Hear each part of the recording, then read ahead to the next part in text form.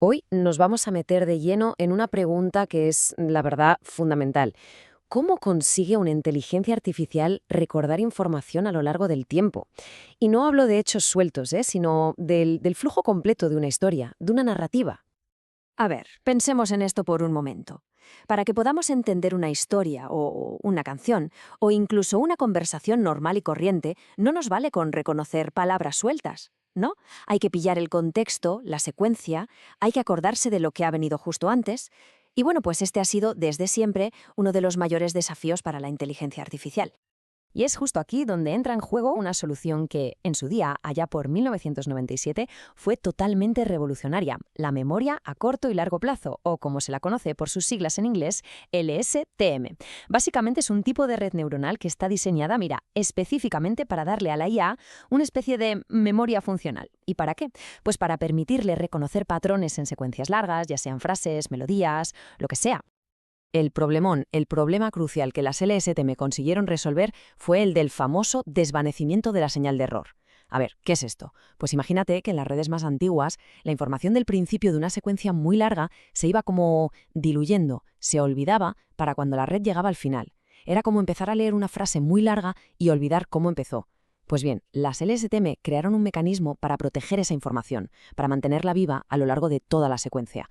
Pero, claro, como en toda buena historia, había un pero. Incluso esta herramienta, que era potentísima, tenía una limitación, vamos, un defecto de fábrica en su diseño original que estaba frenando todo su potencial.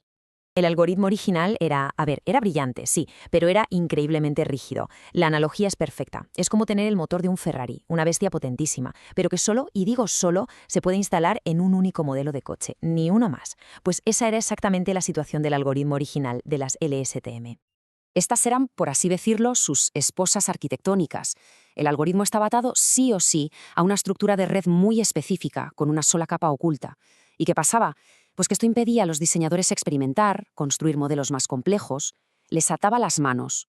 Por ejemplo, no se podían crear redes con varias capas seguidas, una encima de la otra, que es algo, vamos, crucial para problemas más complejos con jerarquías. El problema de fondo era que el error se cortaba, no podía viajar hacia atrás a través de esas capas, y eso, claro, limitaba muchísimo el aprendizaje. Y esto, claro, nos lleva al momento del gran avance, al momento en que se rompieron esas cadenas, un nuevo enfoque que por fin generalizaba todo el poder de las LSTM. ¿Y la solución? La solución fue un cambio de concepto que es brillante por lo simple que es. En lugar de controlar lo que se controlaba antes, vamos a cambiar el foco, vamos a cambiar qué se controla dentro de la red. Esta imagen es que lo explica de maravilla. Fijaos. A la izquierda, la LSTM original. Ahí vemos unas compuertas muy especializadas que controlaban el bloque de memoria entero. Era un control de todo o nada, o abres o cierras.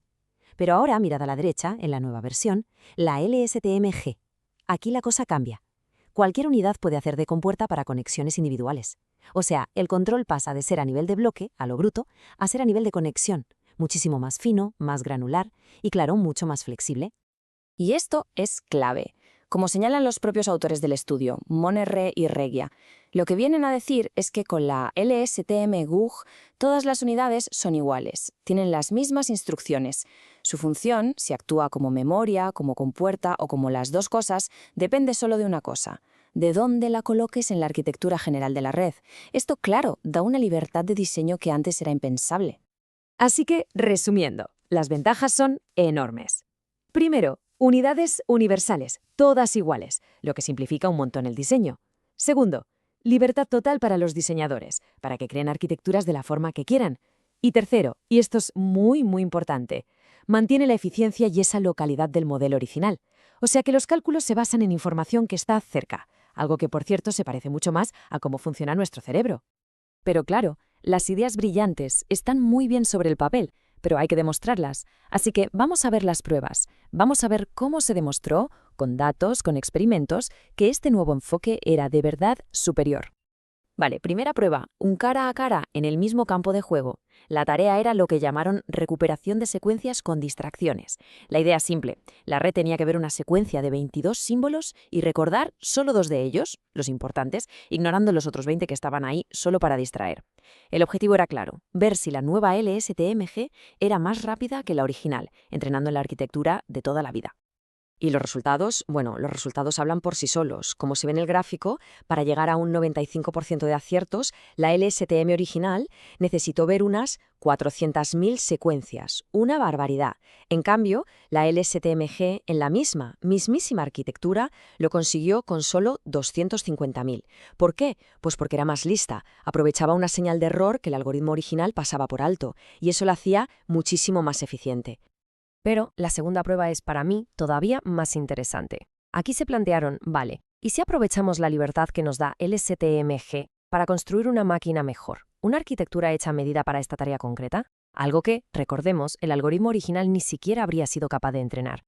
Y aquí los resultados son sencillamente espectaculares. La arquitectura estándar necesitó unas 200.000 presentaciones para aprender la tarea. Pero la arquitectura personalizada, la que solo podía entrenarse con LSTMG, atención, lo hizo en solo 50.000. O sea, fue 4 veces más rápida. Esto es la prueba definitiva del poder que tiene diseñar la herramienta exacta para el trabajo que tienes entre manos. Y para la prueba final, subieron la apuesta. Se fueron al desafío definitivo, algo mucho más complejo y, la verdad, mucho más relevante para todos nosotros, la comprensión del lenguaje natural. Y para esto diseñaron una arquitectura a medida que es una preciosidad, de 2 etapas. La idea que hay detrás es fantástica, de verdad. La primera etapa de la red se encarga de procesar los sonidos, los fonemos, para formar palabras. Y la segunda etapa coge esas palabras ya formadas y extrae su significado. Es una estructura jerárquica que imita cómo parece que procesamos el lenguaje nosotros mismos y que, una vez más, solo la LSTMG era capaz de entrenar. Y el resultado no fue solo que fuera más rápida. Es que, además, fue más precisa. La red LSTM estándar llegó a un pico de rendimiento del 87% de aciertos, pero la red de 2 etapas, la que estaba hecha a medida, llegó a un impresionante 94%, 7 puntos porcentuales más de precisión. Y por si fuera poco, volvemos al factor de la eficiencia. De nuevo, un resultado brutal. La red de 2 etapas aprendió la tarea 4 veces más rápido. Para que nos hagamos una idea, necesitó menos de 60.000 frases para llegar a un 80% de competencia, mientras que la red estándar necesitó 220.000. Es una mejora de rendimiento masiva, se mire por donde se mira. Entonces, ¿con qué nos quedamos de todo esto? ¿Cuál es el impacto real de esta innovación? Pues, en pocas palabras, se trata de desbloquear la puerta a arquitecturas mucho más inteligentes. La conclusión principal es muy sencilla. LSTMG fue lo que liberó a los diseñadores de inteligencia artificial. Les dio la libertad para dejar de usar siempre la misma herramienta para todo, como si solo tuvieran un martillo, y les entregó una caja de herramientas completísima para poder construir la solución perfecta para cada problema. ¿Y por qué es esto tan importante? Pues por varias razones. Primero, porque cambió el chip. El objetivo ya no era buscar una única arquitectura mágica que sirviera para todo, sino diseñar soluciones de ingeniería a medida. Segundo, porque abrió la puerta a redes mucho más complejas, con muchas capas, que eran perfectas para problemas con jerarquías, como el lenguaje. Y todo esto sin perder la eficiencia y esa forma de entrenar local tan buena del original. Este principio, el de la flexibilidad y la personalización de las arquitecturas, es uno de los pilares sobre los que se construyen muchos de los modelos de IA tan potentes que vemos hoy en día. Y todo esto nos deja con una pregunta que, la verdad, es fascinante y mira directamente al futuro. Si las arquitecturas de IA se pudieran diseñar sin absolutamente ninguna limitación, ¿qué clase de problemas, de esos que hoy nos parecen imposibles, podríamos empezar a resolver?